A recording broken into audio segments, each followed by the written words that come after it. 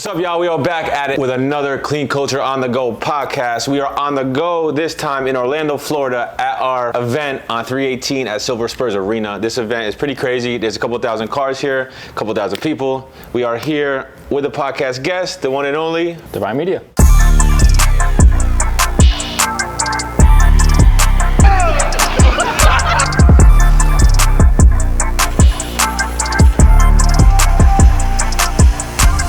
First of all, what the hell does Divine even mean? I came up with that name probably 7-8 years ago. I wanted something that hinted towards like art, beauty, artistic, and I landed on that name because it kind of combined all of those. Okay. And so that was the name that I took and went with it. What got you into videography? Or photography?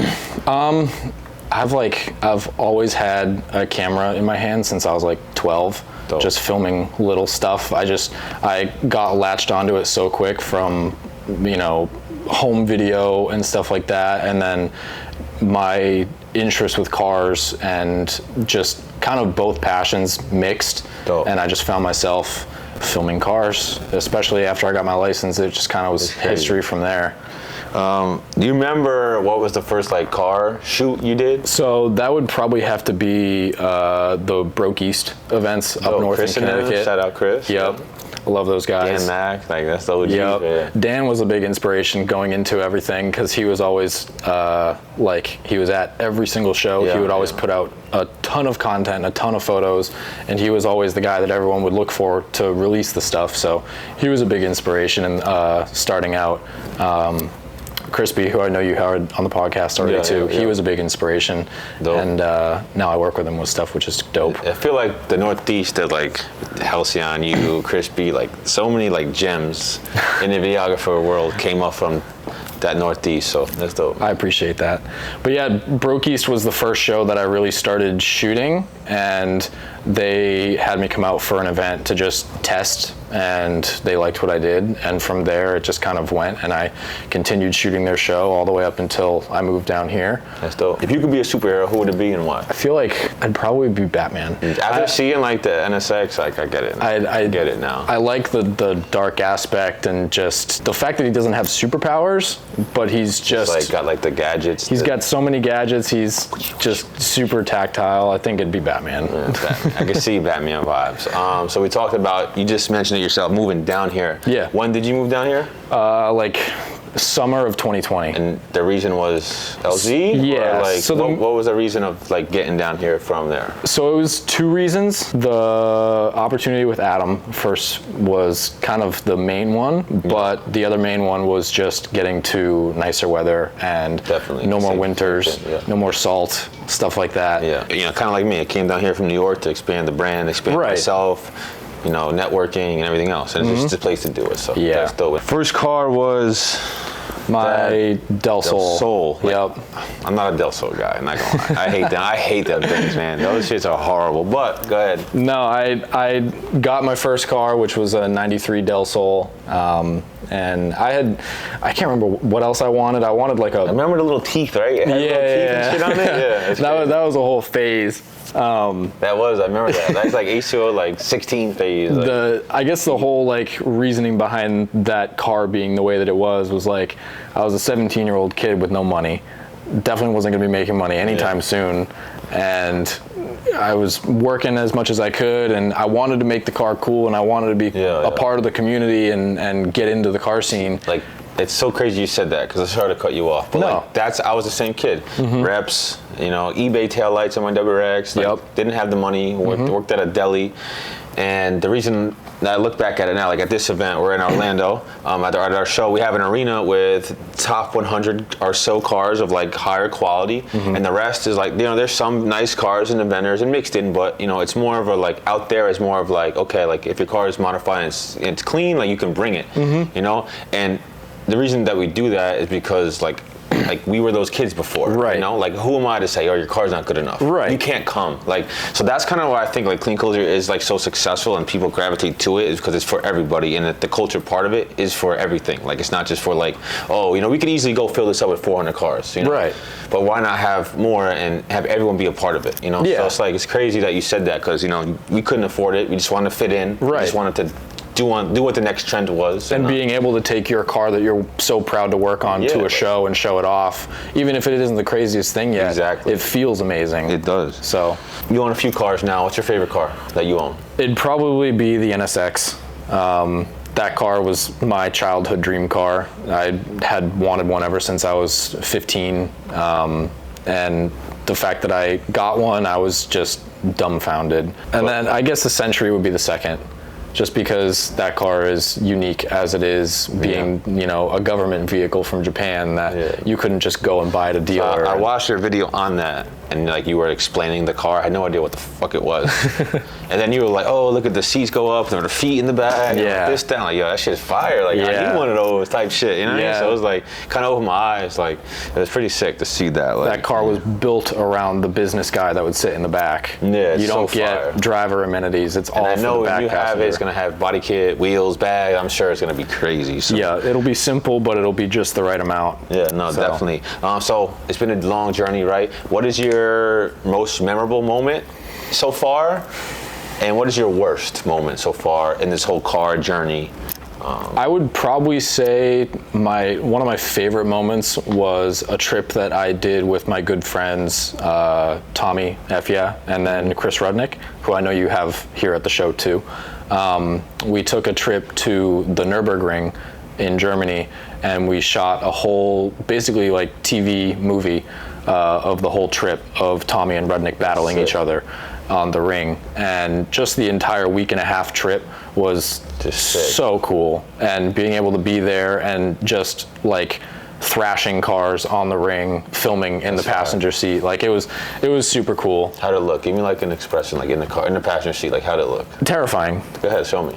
Like I mean, I'm glued like this, but we're taking corners, so I'm going like this the whole fucking time.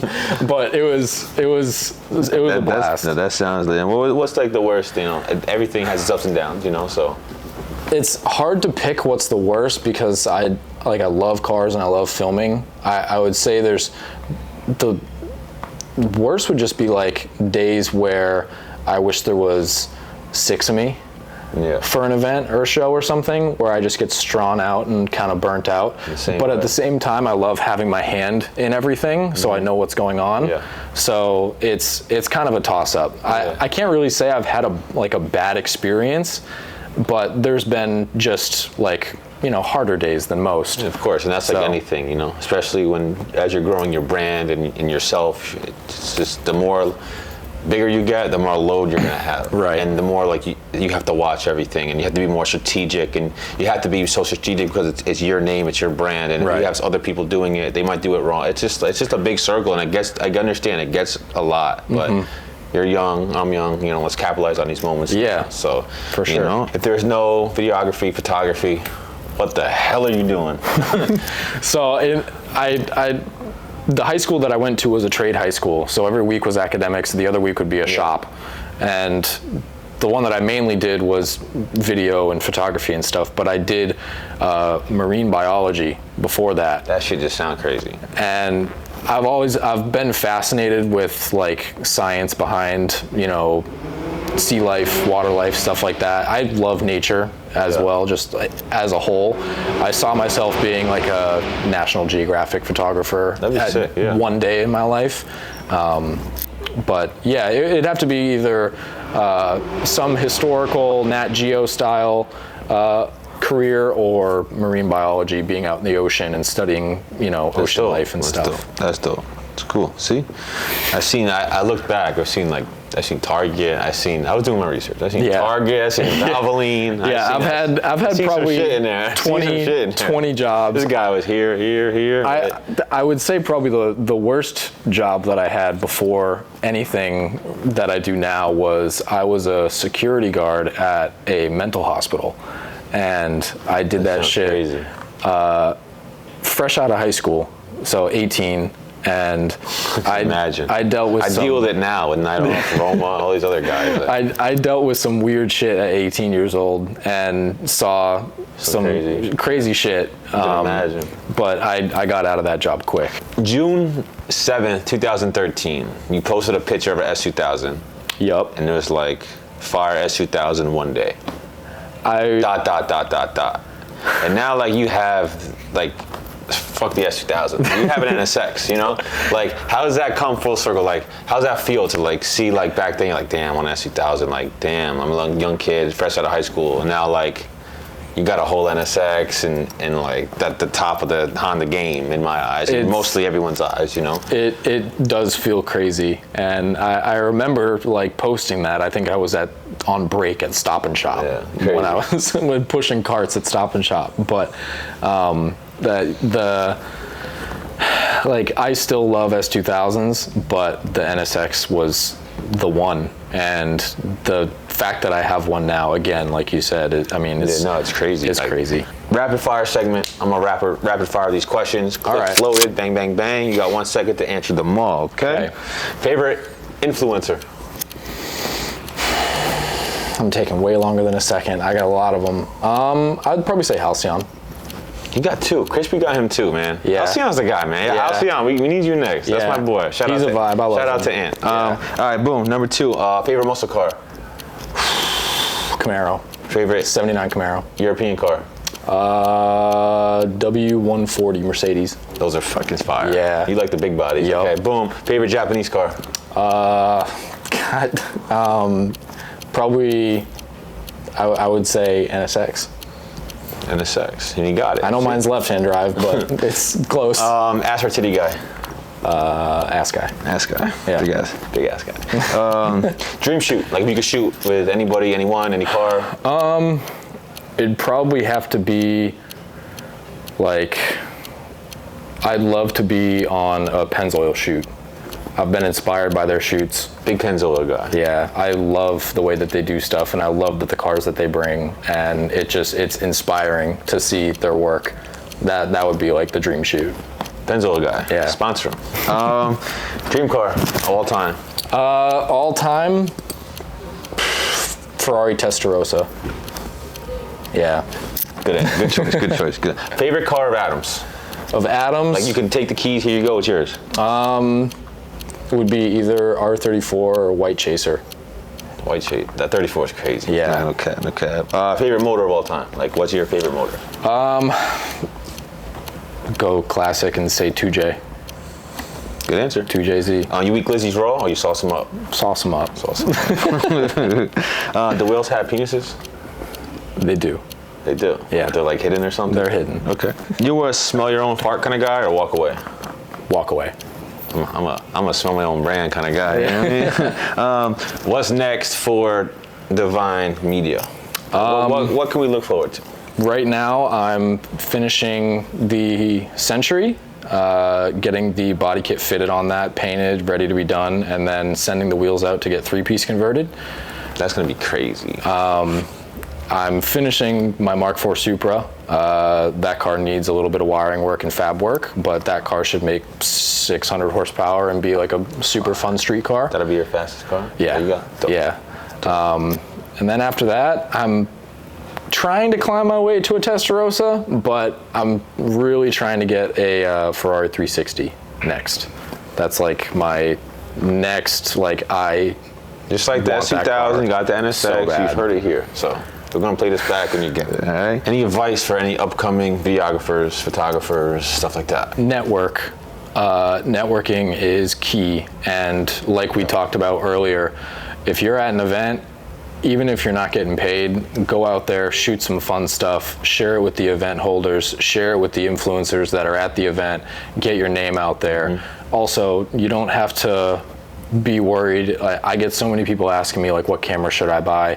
I have this camera, I want to get this camera. That's, I started with a $200 Nikon, and I used that for 4 years before I switched to a different camera. You don't need the top tier quality right off the bat. You use that camera to learn off of and swap lenses and figure out what works best, and then you can kind of figure out from there. But don't worry too much about shelling out thousands of dollars right off the bat to get into this industry. You can start with low stuff and work your way up.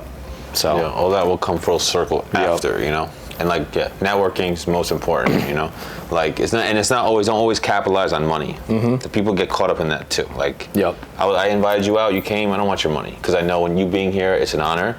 I know your cars here are gonna bring value to my event, and even if you put it on your story and post it, and 3 people buy tickets, it's like, it's weird to hear stuff like that, just coming from like just a car kid, like to where I am now. Like I hate being like egotistical, or like I try and stay just as humble as I possibly can. But it's crazy to hear stuff like that, and like talking with people that are here and taking photos with people. It still is incredibly crazy to me, and I always stay humble about that stuff because it means the world. It's crazy because like, same thing for you guys. Like, there's thousands of people out there. I just walk past them. They don't know who I am. They might, but they don't. You know, it's not like, you know, Adam. He walks anywhere. Everyone's like, oh my God, you know. Yeah.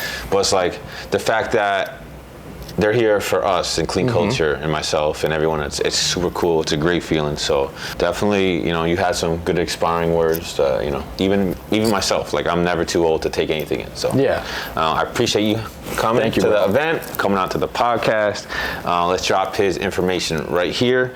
And if you have anything else you want to say to everybody, feel free to say it. Follow him on all socials. Go see his work that he's talking about, because it's fire. I appreciate it. Clean Culture is an awesome show. I love coming out here. The vibe is amazing, and the people are great. The cars are great. Everything is enjoyable. So I'll definitely be coming out to more. And if you haven't come out to one, definitely come out to one, because they're only going to get bigger. They're only going to get crazier. Especially these LZ collabs we're doing, man. Yeah. Jersey, May 13th. You better be there. I'm sure you'll be there. Oh, yeah. So we'll see you out there. But for now, we're going to wrap up this Clean Culture podcast. Appreciate y'all. And we out. CC Love. See you guys.